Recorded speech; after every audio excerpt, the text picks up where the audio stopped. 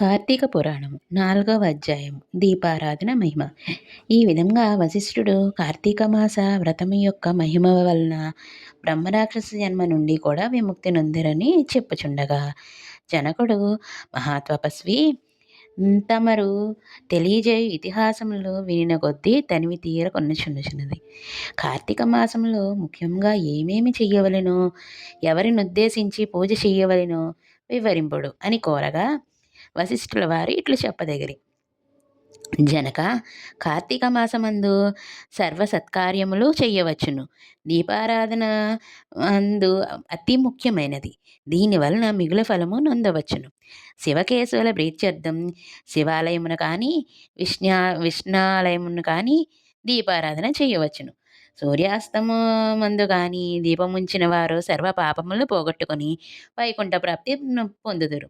కార్తీక మాసమునందు హరిహరాదులు సన్నిధిలో ఆవునీతితో కానీ, కొబ్బరి నూనెతో కానీ, అవిసె నూనెతో కానీ, విప్ప నూనెతో కానీ, ఏదీ దొరకనప్పుడు ఆముదంతో కానీ దీపము వెలిగించి ఉంచవలెను. దీపారాధనయే నూనెతో చేసినను మిగుల పుణ్యాత్ములుగాను భక్తిపరులుగాను అగుటయే కాక అష్ట ఐశ్వర్యములు కలిగి శివ సన్నిధికి ఎగుదురు. ఇందుకొక కథ కలదు, వినుము. శత్రుజిత్ కథ.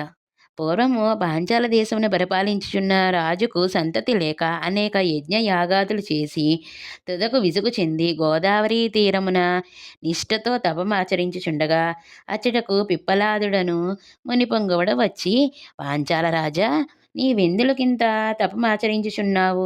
నీ కోరిక ఏమి అని ప్రశ్నించగా, ఋషిపుంగవ, నాకు అష్టైశ్వర్యములు, రాజ్యము, సంపద ఉన్నను.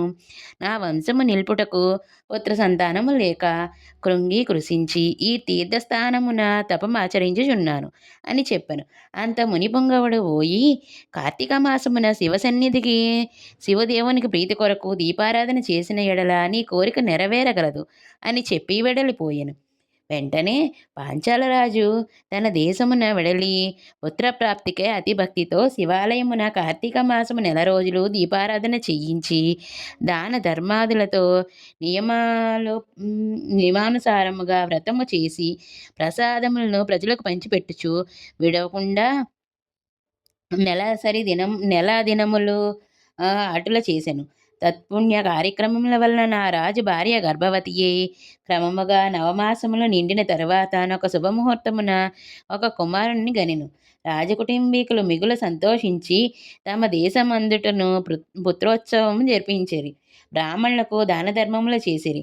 ఆ బాలునకు శత్రుజిత్తు అని నామకరణము చేయించి అమిత గారాభముతో పెంచుచుండిరి. కార్తీక మాస దీపారాధన వలన పుత్ర సంతానం కలిగినందువలన తన దేశమునంద అంతయు ప్రతి సంవత్సరము కార్తీక వ్రతములు దీపారాధనలు చెయ్యుడని రాజు శాసించెను.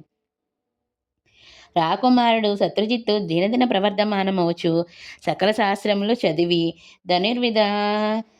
ధనుర్విద్య, కత్తి సాము మొదలగు నేర్చుకొనెను. కానీ యవ్వనము రాగానే దుష్టుల సావాసము చేతను తల్లిదండ్రుల గారాభము చేతను తన కంటికింపగు స్త్రీలను బలాత్కరించుచు ఎదిరించవారిని దండించుచు తమ కామవాంఛ తీర్చుకొనుచుండెను. తల్లిదండ్రులు కూడా తమకు లేక లేక కలిగిన కుమారుని ఎడల చూచి చూడనట్టు విని విననట్లు ఉండిరి. శత్రుజిత్తు ఆ రాజ్యమును తన కార్యమునకు అడ్డు చెప్పు వారు నరుకుదునని కత్తి పట్టుకుని ప్రజలను భయకంపితులు చేయుచుండెను. అటుల తిరుగుచుండగా ఒక దినమున ఒక బ్రాహ్మణ పడుచు చూచుట తటస్థించెను. ఆమె ఒక ఉత్తమ బ్రాహ్మణుని భార్య, మిగుల రూపవతి. ఆమె అందచందములను వర్ణించుట మన్మధునికైనను సఖ్యము కాదు. అట్టి స్త్రీ కంటపడగానే రాజకుమారుడికి మతి మందగించి కొయ్యబొమ్మ వలె నిశ్చేష్టుడై కామ వికారంతో ఆమెను సమీపించి తన కామవాంఛ తెలియజేశాను. ఆమె కూడా అతని సౌందర్యానికి ముగ్ధురాలై కులము శీలము సిగ్గు విడిచి అతని చెయ్యి పట్టుకుని తన సైన్య మందిరానికి తీసుకుని పోయి భోగములను అనుభవించను. ఇట్లు నొకరినొకరు ప్రేమలో పరవశులగుచుండగా వారు ప్రతిదినము అర్ధరాత్రి వేళ ఒక అజ్ఞాత స్థలంలో కలుసుకొనుచు తమ కామవాంఛ తీర్చుకొనుచుండిరి. ఇటులో కొంతకాలము జరిగింది. ఎటులనో ఈ సంగతి ఆమె మగనికి తెలిసి పసిగట్టి భార్యను రాకుమారుని ఒక్కసారిగా చంపవలని నిశ్చయించి ఒక ఖడ్గమును సంపాదించి సమయం కొరకు నిరీక్షించుచుండెను. ఇట్లుండగా కార్తీక శుద్ధ పౌర్ణమి రోజున ప్రేమికులు ఇరువురు శివాలయంను కలుసుకొనవలని నిశ్చయించుకుందరు. ఎవరికి వారు రహస్య మార్గంగా బయలుదేరిరి. ఈ సంగతి ఇటిలో పసిగట్టిన బ్రాహ్మణుడు అంతకు ముందేదే కత్తితో సహా బయలుదేరి గర్భగుడిలో దాగుని ఉండెను. ఈ కాముకులిద్దరు గుడిలో కలుసుకొని గాఢాలింగన మునర్చుకున్న సమయమున చీకటిగా ఉన్నది, దీపం ఉండినా బాగుండునని అని రాకుమారుడు ఆమె తన పైట చెంగుని చించి అక్కడున్న ఆముద ప్రమిదిలో ముంచి దీపం వెలిగించెను. తర్వాత వారిరువురు మహానందంతో రతిక్రీడలు జరుపుచుండగా ఉద్యక్కులు చూడగా అదే విధంగా ఆమె భర్త తన మొలనున్న కత్తి తీసి ఒక్క వేటుతో తన భార్యను రాజకుమారుని ఖండించి తాను కూడా పొడుచుకొని మరణించెను. వారి పుణ్యం కొద్దీ ఆ రోజు కార్తీక శుద్ధ పౌర్ణమి సోమవారం అవట వలన ఆ రోజు ముగ్గురును చనిపోవట వలన శివదూతల ప్రేమికులు ఎవరిని తీసుకొని పోవుటకు యమదూతలు బ్రాహ్మణుని తీసుకొని పోవుటకు అక్కడికి వచ్చిరి. అంత యమదూతలను చూసి బ్రాహ్మణుడు, ఓ దూతలారా, నన్ను తీసుకుని వెళ్ళుటకు మీరెలా వచ్చినారు? కామాంధకారములతో కన్ను మిన్ను తెలియక పశుప్రాయముగా వ్యవహరించిన వ్యభిచారుల కొరకు శివదూతల విమానంలో వచ్చుట ఎలా చిత్రముగా ఉన్నదని ప్రశ్నించాను. అంత యమకింకర్లు, ఓ బాపడా, వారెంతటి నీచులైనను ఈ పవిత్ర దినమున అనగా కార్తీక పౌర్ణమి సోమవారం దినమున తెలిసో తెలియకో శివాలయంలో శివుని సన్నిధి వద్ద దీపం వెలిగించుట అప్పటి వరకు